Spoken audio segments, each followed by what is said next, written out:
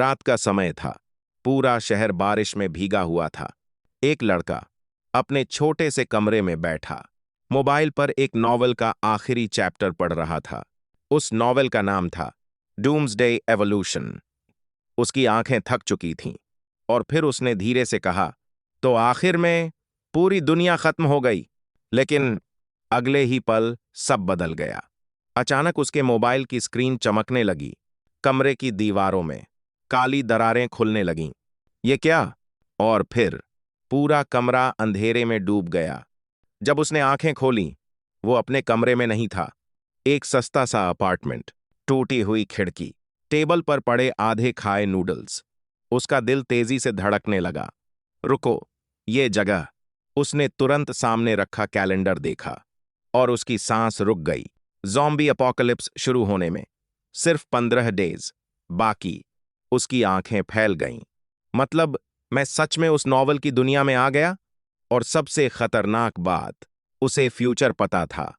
कौन मरेगा, कौन बिट्रे करेगा, कौन स्ट्रॉन्गेस्ट अवेकेंड बनेगा, सब कुछ, क्योंकि उसने पूरी कहानी पढ़ी थी। अचानक उसके सामने एक नीली स्क्रीन प्रकट हुई।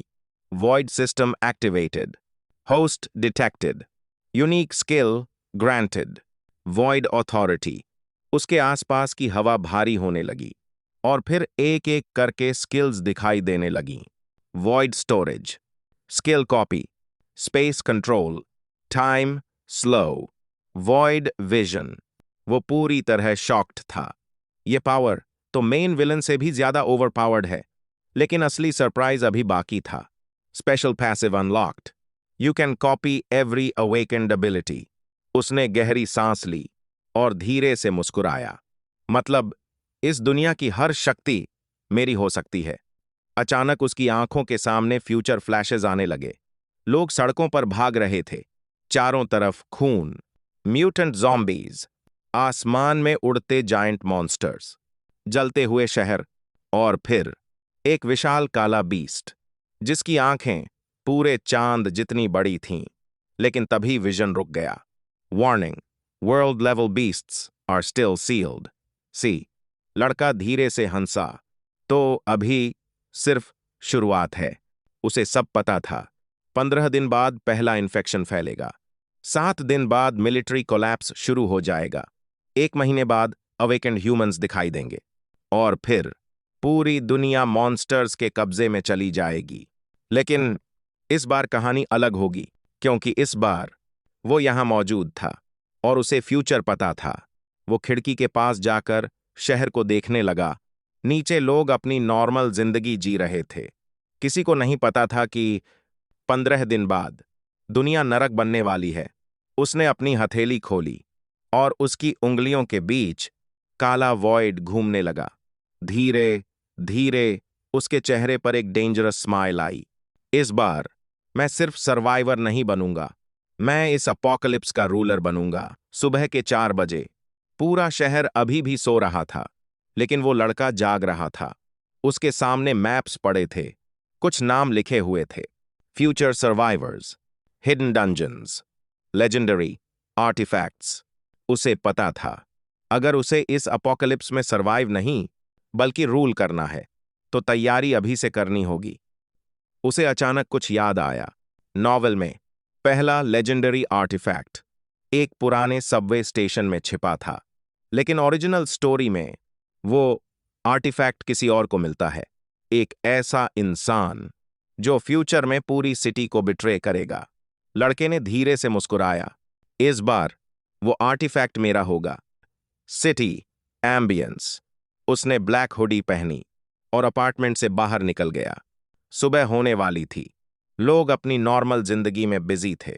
किसी को अंदाजा भी नहीं था कि कुछ दिनों बाद यही सड़कें ज़ॉम्बीज से भर जाएंगी। वो एक दुकान के अंदर गया। उसने खरीदा food cans, medicines, water bottles, batteries और कुछ वेपन्स। शॉपकीपर हंसते हुए बोला, भाई, अपोकलिप्स आने वाला है क्या? लड़का कुछ सेकंड चुप रहा, फिर धीरे से बोला, काश ये मजाक होता। अचानक उसके सामने फिर वही नीली स्क्रीन दिखाई दी। System mission activated, survive the first infection night. Reward, legendary skill, मंत्राशय 10 वॉइड पॉइंट्स। उसकी आंखें ठंडी हो गईं। उसे समझ आ चुका था, सिस्टम सिर्फ पावर्स नहीं दे रहा था, वो उसे आने वाले नरक के लिए तैयार कर रहा था। कुछ घंटों बाद वो शहर के पुराने सबवे स्टेशन पहुंचा। वो जगह सालों से बंद थी। चारों तरफ अंधेरा, टूटी हुई दीवारें और अजीब सी ठंडी हवा। लेकिन उसे रास्ता पता था, क्योंकि उसने पूरी नॉवेल पढ़ी थी।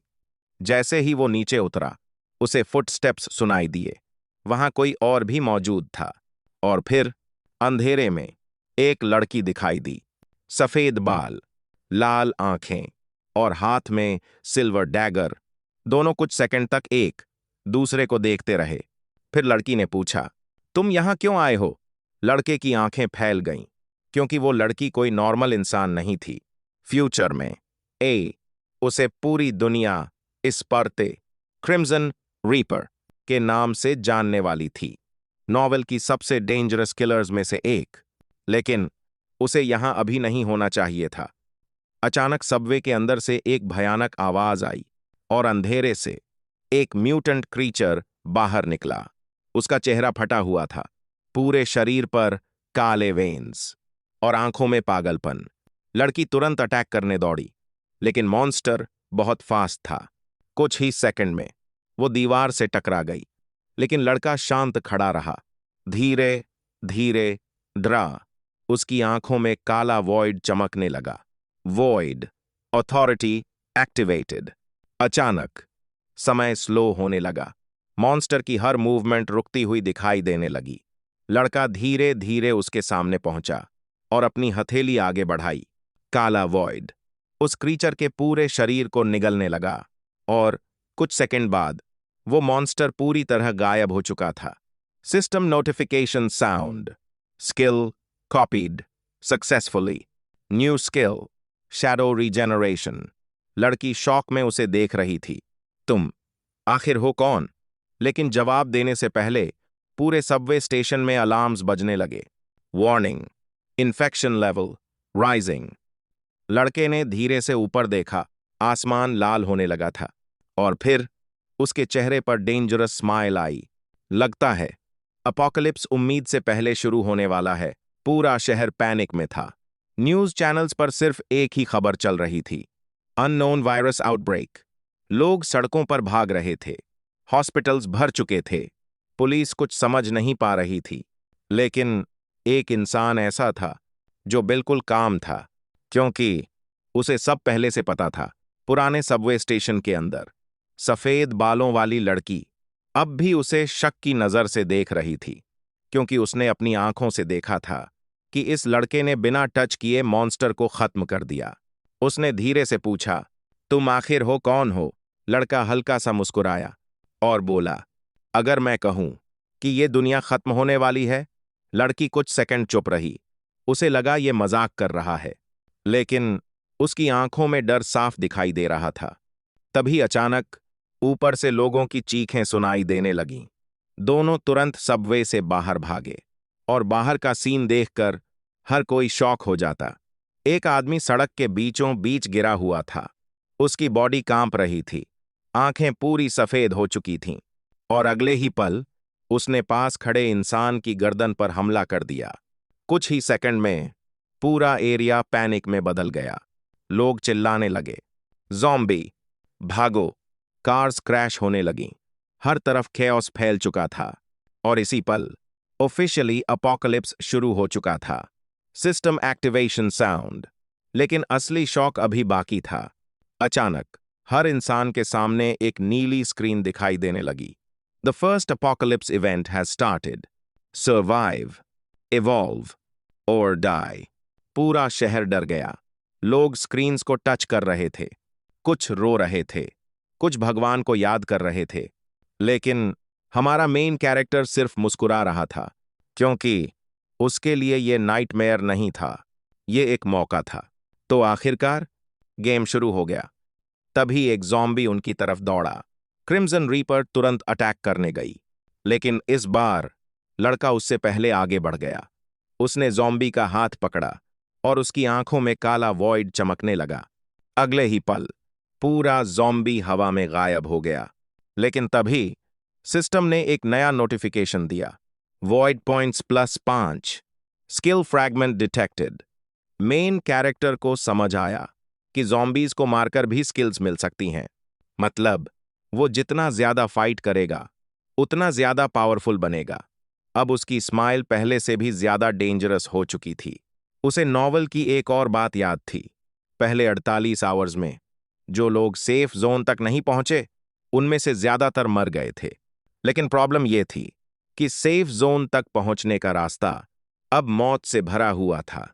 हर तरफ ज़ॉम्बीज, लूटर्स और म्यूटेटेड बीस्ट्स घूम रहे थे। तभी क्रिम्सन रीपर ने पूछा, अब क्या करेंगे? लड़के ने धीरे से आसमान की तरफ देखा। पूरा शहर जल रहा था। हेलीकॉप्टर्स क्रैश हो रहे थे और दूर कहीं एक विशाल मॉन्स्टर की रोर सुनाई दी। फिर उसने धीरे से कहा, अब शिकार शुरू होगा। लेकिन तभी अचानक उसके शरीर में दर्द शुरू हो गया। उसकी दाईं आंख में एक काला निशान उभरने लगा। सिस्टम तुरंत एक्टिवेट हुआ। Hidden authority resonating, host body unable to handle full VOID power. उसने अपना चेहरा पकड़ लिया और तभी उसके सामने कुछ टेरिफाइंग विजन्स आने लगे। एक विशाल ब्लैक थ्रोन, पूरी दुनिया अंधेरे में डूबी हुई, और उस थ्रोन पर वो खुद बैठा था। लेकिन उसकी आंखें इंसानों जैसी नहीं थीं। वो पूरी तरह वॉइड बन चुकी थीं। रात हो चुकी थी। पूरा शहर आग में जल रहा था। हर तरफ ज़ॉम्बीज घूम रहे थे। लोग मदद के लिए चिल्ला रहे थे, लेकिन अब किसी को बचाने वाला कोई नहीं था। और उसी जलते हुए शहर के ऊपर एक बिल्डिंग की छत पर वो लड़का खड़ा था। उसकी आंखों में अब डर नहीं था, सिर्फ पावर की हंगर थी। उसने धीरे से अपनी मुट्ठी बंद की और उसके आसपास काला वॉइड घूमने लगा। फिर उसने मुस्कुराकर कहा, इस दुनिया में या तो लोग राज करते हैं या फिर मर जाते हैं, और मैं राज करने आया हूं। अपोकलिप्स शुरू हुए। अभी ज्यादा टाइम नहीं हुआ था, लेकिन दुनिया पूरी तरह बदल चुकी थी। पूरा शहर आग में जल रहा था। बिल्डिंग्स टूट चुकी थीं, सड़कों पर लाशें पड़ी थीं, और हर अंधेरे कोने में ज़ॉम्बीज घूम रहे थे। लेकिन सबसे डरावनी बात यह नहीं थी। असल डर तो तब शुरू हुआ जब पूरी दुनिया का इंटरनेट बंद हो गया। No network, no help, no escape. अब हर इंसान अपने हाल पर था। एक ऊंची बिल्डिंग की रूफटॉप पर हमारा मेन कैरेक्टर खड़ा था। वो पूरे शहर को ध्यान से देख रहा था। उसकी आंखों में पैनिक नहीं था, सिर्फ कैलकुलेशन थी, क्योंकि उसे पता था ये अपोकलिप्स का सिर्फ बिगिनिंग फेज है। असली नाइटमेयर अभी शुरू होना बाकी है। तभी उसने नीचे सड़क की तरफ देखा। कुछ सर्वाइवर्स एक पुरानी बस के पीछे छिपे हुए थे। उनमें बच्चे भी थे, एक घायल औरत और एक बूढ़ा आदमी भी। लेकिन तभी अंधेरे से 5 ज़ॉम्बीज बाहर निकल आए। पूरा ग्रुप पैनिक में चीखने लगा। क्रिम्सन रीपर ने तुरंत मेन कैरेक्टर की तरफ देखा और पूछा, तुम उनकी मदद नहीं करोगे? कुछ सेकंड तक वो चुप रहा। फिर उसने धीरे से कहा, कमजोर लोग इस दुनिया में ज्यादा देर सरवाइव नहीं करते। ये सुनकर क्रिम्सन रीपर भी शॉक रह गई। लेकिन अगले ही पल मेन कैरेक्टर अचानक रूफटॉप से नीचे कूद गया। ज़ॉम्बीज अब सर्वाइवर्स के बिल्कुल करीब पहुंच चुके थे। एक छोटा बच्चा डर के मारे रो रहा था। और तभी अचानक हवा में एक काला वॉइड खुला और अगले ही सेकंड 3 ज़ॉम्बीज हवा में गायब हो गए। पूरा एरिया साइलेंस में चला गया। धीरे धीरे धुएं के बीच से मेन कैरेक्टर बाहर आया। उसकी आंखें पर्पल ग्लो कर रही थीं। एक ज़ॉम्बी गुस्से में उसकी तरफ दौड़ा, लेकिन लड़के ने सिर्फ अपनी उंगली उठाई और ज़ॉम्बी का शरीर बीच से फट गया। पूरा सीन इतना टेरिफाइंग था कि सर्वाइवर्स उसे हीरो नहीं, मॉन्स्टर की तरह देखने लगे, क्योंकि उसकी आंखों में कोई इमोशन नहीं था, सिर्फ डार्कनेस थी। लेकिन तभी पूरे शहर में अचानक स्पीकर्स ऑन हो गए। एक डिस्टॉर्टेड आवाज गूंजने लगी, अटेंशन सर्वाइवर्स। पूरा शहर फ्रीज हो गया। हर कोई ऊपर देखने लगा। फिर आवाज दोबारा आई, फेज 1 कंप्लीट। और अगले ही पल, फेज 2 बिगिंस नाउ। जैसे ही ये वर्ड्स खत्म हुए, पूरा आसमान लाल चमकने लगा। क्लाउड्स के बीच एक विशाल ब्लैक सर्कल बनने लगा। ऐसा लग रहा था जैसे आसमान खुद फट रहा हो। क्रिम्सन रीपर डरते हुए बोली, ये क्या है? लेकिन मेन कैरेक्टर का चेहरा सीरियस हो चुका था, क्योंकि उसे यह घटना याद थी। नॉवल में इसी इवेंट के बाद पहली बार नाइट क्रीचर्स आने वाले थे, डार्क रेन एम्बियंस, और तभी आसमान से काले रंग की बारिश शुरू हो गई। लेकिन यह नॉर्मल बारिश नहीं थी। जिस इंसान पर वो बारिश गिर रही थी, उसकी बॉडी म्यूटेट होने लगी। कुछ लोग ज़ॉम्बीज बन गए और कुछ पूरी तरह मॉन्स्टर्स में बदल गए। पूरा शहर चीखों से भर चुका था। क्रिम्सन रीपर ने जल्दी से पूछा, अब क्या करेंगे? लेकिन मेन कैरेक्टर शांत खड़ा रहा। वो उस ब्लैक रेन को अपनी हथेली पर महसूस कर रहा था, और तभी उसकी हथेली पर काला निशान चमकने लगा। सिस्टम एक्टिवेट हुआ। Hidden evolution triggered. Warning, unknown entity is watching the host. पहली बार मेन कैरेक्टर की आंखों में डर दिखाई दिया, क्योंकि उसे समझ नहीं आया कि सिस्टम आखिर किसकी बात कर रहा है। और तभी आसमान में बने ब्लैक सर्कल के अंदर दो विशाल लाल आंखें खुलीं। पूरा शहर डर से जम गया। वो आंखें इंसानों जैसी नहीं थीं। वो कुछ एंशिएंट था, कुछ ऐसा जो इस दुनिया का नहीं था। फिर धीरे धीरे एक विशाल क्रीचर आसमान से नीचे उतरने लगा। उसके विंग्स पूरे शहर जितने बड़े थे, और उसकी रॉर इतनी डेंजरस थी कि सिर्फ आवाज सुनकर कुछ लोगों के कानों से खून निकलने लगा। पूरा शहर पैनिक में भागने लगा। लेकिन मेन कैरेक्टर वहीं खड़ा रहा, क्योंकि उसे समझ आ चुका था ये क्रीचर नॉवल में कभी था ही नहीं। मतलब फ्यूचर बदल चुका था। और तभी उसके सामने अचानक एक हिडन नोटिफिकेशन आया, secret quest received, kill the sky horror. लेकिन सबसे शॉकिंग चीज थी रिवॉर्ड, क्योंकि रिवॉर्ड की जगह सिर्फ लिखा हुआ था। और फिर स्क्रीन पर एक आखिरी लाइन दिखाई दी, do not trust the system. Main character पूरी तरह शॉक हो गया, क्योंकि पहली बार सिस्टम खुद सस्पिशियस लग रहा था। लेकिन अगले ही सेकंड जार बार नोटिफिकेशन गायब हो गया, जैसे वो कभी आया ही नहीं था। पूरा शहर ब्लैक रेन में डूब चुका था। स्काई हॉरर आसमान में मंडरा रहा था। हर तरफ स्क्रीम्स, डेथ, केओस, और उसी अंधेरे के बीच मेन कैरेक्टर अकेला खड़ा था। धीरे धीरे उसके आसपास काला वॉइड घूमने लगा। लेकिन इस बार वीओआईडी पहले से ज्यादा अनस्टेबल था। क्रिम्सन रीपर ने डरते हुए पूछा, तुम आखिर हो क्या? कुछ सेकंड साइलेंस रहा। फिर मेन कैरेक्टर धीरे से मुस्कुराया, लेकिन वो इंसानी मुस्कान नहीं थी। शायद मैं भी अब इंसान नहीं रहा। अपोकलिप्स अब पहले से भी ज्यादा डेंजरस हो चुका था। ब्लैक रेन लगातार गिर रही थी, और हर गुजरते घंटे के साथ दुनिया और ज्यादा हॉरिफाइंग बनती जा रही थी। कुछ लोग ज़ॉम्बीज बन रहे थे, कुछ म्यूटेटेड मॉन्स्टर्स, और कुछ लोग अचानक गायब हो रहे थे। सबसे अजीब बात यह थी, उनकी बॉडीज कभी नहीं मिलती थीं, जैसे कोई उन्हें उठाकर ले जा रहा हो। एक टूटी हुई स्काई स्क्रेपर की रूफटॉप पर मेन कैरेक्टर अकेला खड़ा था। उसके आसपास काला वॉइड घूम रहा था। अब उसकी पावर्स पहले से ज्यादा डेंजरस हो चुकी थीं। लेकिन एक प्रॉब्लम थी, उसका सिस्टम अनस्टेबल होने लगा था, और शायद वॉइड धीरे धीरे उसके शरीर को बदल रहा था। तभी क्रिम्सन रीपर उसके पास आई और पहली बार डरते हुए पूछा, तुम सच में इंसान हो? कुछ सेकंड तक साइलेंस रहा। फिर लड़के ने नीचे जलते हुए शहर को देखा और धीरे से कहा, मुझे नहीं पता। अब उसकी आवाज भी नॉर्मल नहीं रही थी। उसमें एक अजीब कोल्ड एको आने लगा था, जैसे कोई और भी उसके अंदर मौजूद हो। लेकिन तभी पूरे शहर में फिर वही डिस्टॉर्टेड आवाज गूंजने लगी, remaining survivors detected, final shelter location released. अचानक हर इंसान के सामने एक मैप खुल गया, और सिटी के बीचों बीच एक जगह ग्लो करने लगी, सेंट्रल डोम शेल्टर। फिर अनाउंसमेंट आई, सनराइज से पहले शेल्टर पहुंचो, वरना इरेज कर दिए जाओगे। पूरा शहर पैनिक में आ गया। हर सर्वाइवर शेल्टर की तरफ भागने लगा। लेकिन मेन कैरेक्टर का चेहरा सीरियस हो गया, क्योंकि उसे याद था नॉवेल में ऐसा कोई शेल्टर कभी था ही नहीं। मतलब कोई फ्यूचर बदल रहा था।